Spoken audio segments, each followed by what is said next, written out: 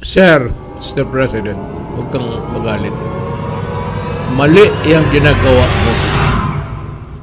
And I am accusing you. Mr. President, remember that one day you will step down.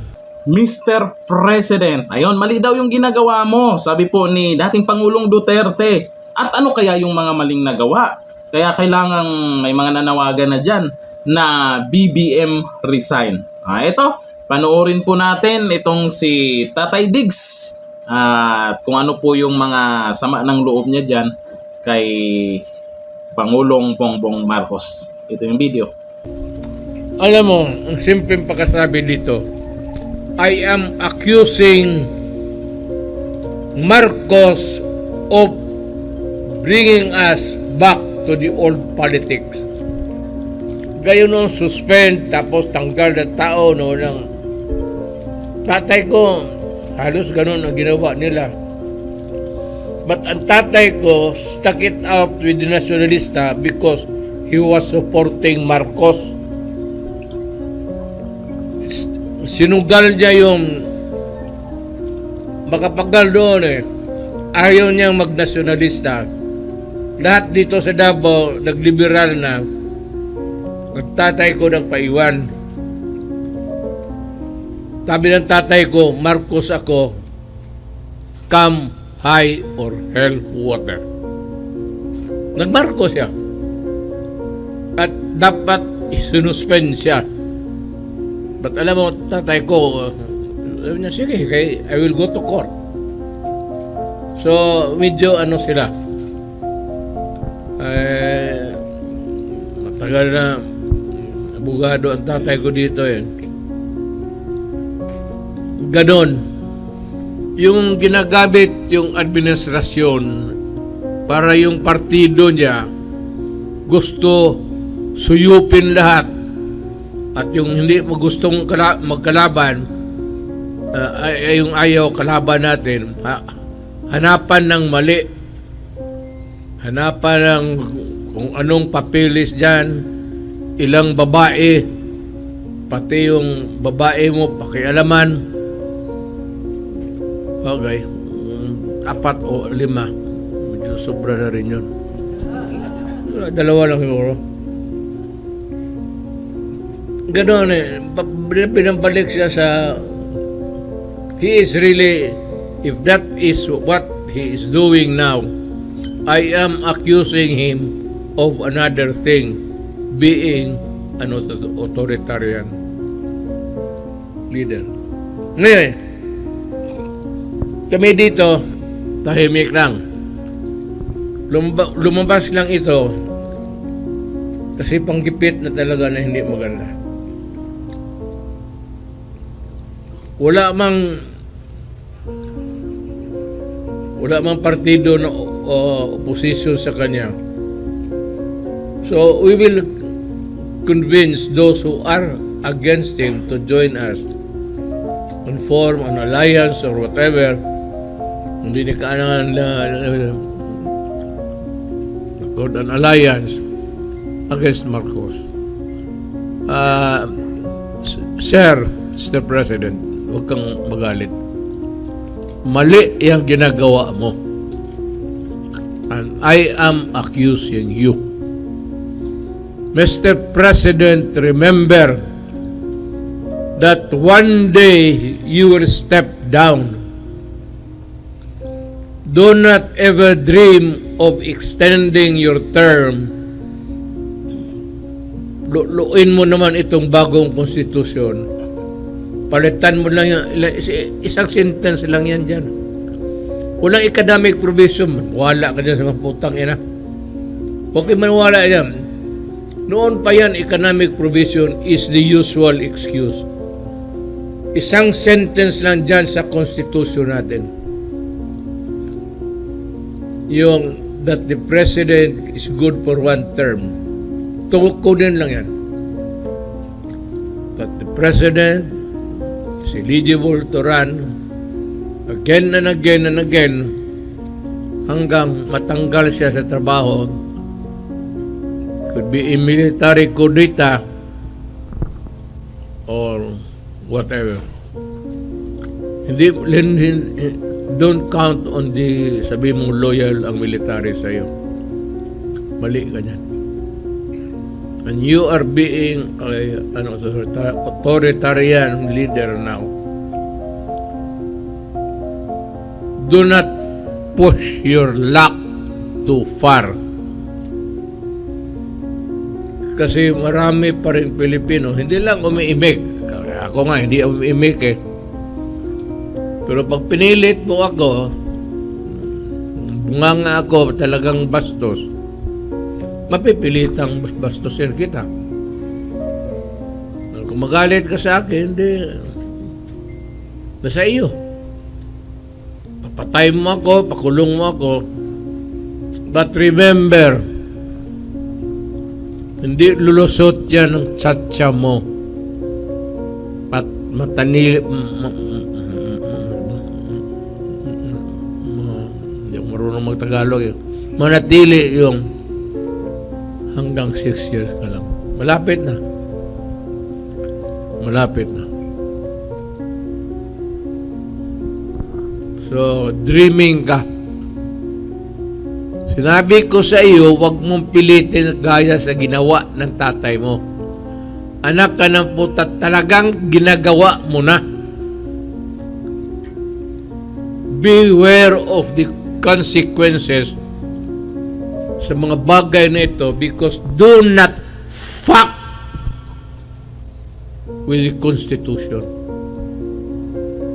At yung extending, bakit kayo makapresidente lang gusto ninyo? Pati yung, ayaw ko lang sabihin, pati yung tatay mo eh. Nagkalit-silit kasi humaba ang panahon. Yung Constitution na yan, sagrado yan. It's the Bible of the people. Not religious, but it is the Bible of the people sa civic aspect ng buhay. Kontento na ka doon sa 6 years. Dapat makontento ka na. And you try to redeem the name of Marcos. Do not destroy it for the second time. Kasi it might not really be good for you. Huwag ka maniwala dyan sa mga bulador na gusto kang Tama ka na, Mr. President. Okay ka na sa 6 years. Huwag ka talagang mag-isip na magkautaw yung tao sa iyo, magbaw. Kung tama ka, I will defend you to death. Sigurado yan, tawagin mo lang ako. Pigin api ka, may gusto kang somebody would want to harm you. Call me and I will die for my president. But the president fucks this constitution and destroy the lives of the people. Then kalaban mo ako. Kalaban mo ako. At marami akong alam. Wala yung droga. Wala yung droga. Tatargetin talaga kita sa pagkatao mo at anong ginawa mo sa buhay. Among others, pero talagang targetin kita. And it would not be pleasant. Kindly do justice. Tama yung sinasabi. Mabigat ito, Mr. President. Due process of law. The right to confront kung kamali ka man witnesses against you. Ulitin ko, sabi niya, no person shall be deprived of life, liberty, or property without due process of law. Nor shall any person be denied the equal protection clause of the Constitution. With that, sana, ewan ko, At ito naman si Lagdameo. Alam mo, Adre, kaibigan tayo. Tagal ng kaibigan, halos gabi-gabi nagkikita tayo dyan si kay John Villar na inuman.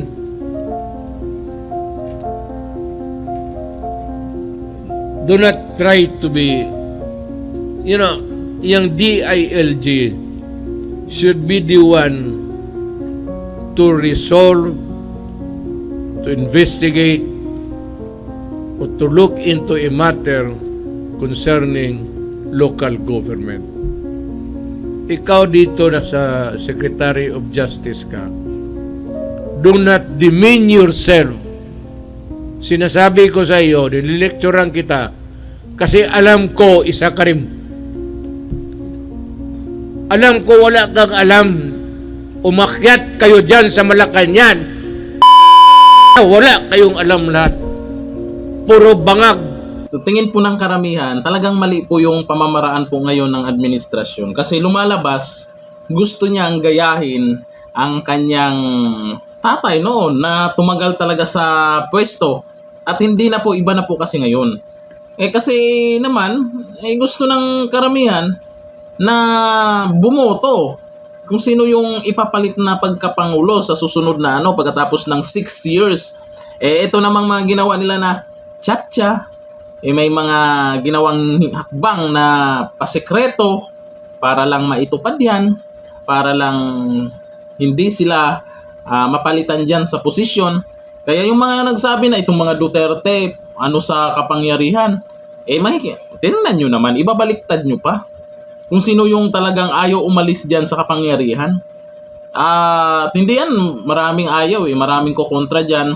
Pati yung taong bayan ay karamihan ay ayaw. Kasi yung taong bayan naman ang mawalan ng karapatan kung sino yung gusto nilang ilagay dyan. Kung matuloy po yung tchatcha na yan na gusto po ni Pangulong Bongbong Marcos. Yan ang ikisinama ng loob ni dating Pangulong Duterte na hindi maintindihan ng iilan kasi yung karamihan ayaw talaga. Kaya ayon po kay dating Pangulong Duterte, di bali na magalit itong si PBBM, basta yan po yung gusto niya, kung maaari mag-resign dahil sa mga desisyon na yan na gustong tumagal talaga sa posisyon. Pero taong bayan pa rin magdesisyon dyan. Nakikita naman kung ano yung mga galawan ngayon. Kayo, payag ba kayo na maaprubahan yung tchatcha na yan? At tuloy-tuloy ang nakaupo dyan si BBM. Ilang taon pa lang. Pero bumagsak na yung ratings. At marami nang nanawagang mag-resign. Nako, talaga. Dito na, thank you. Bye-bye.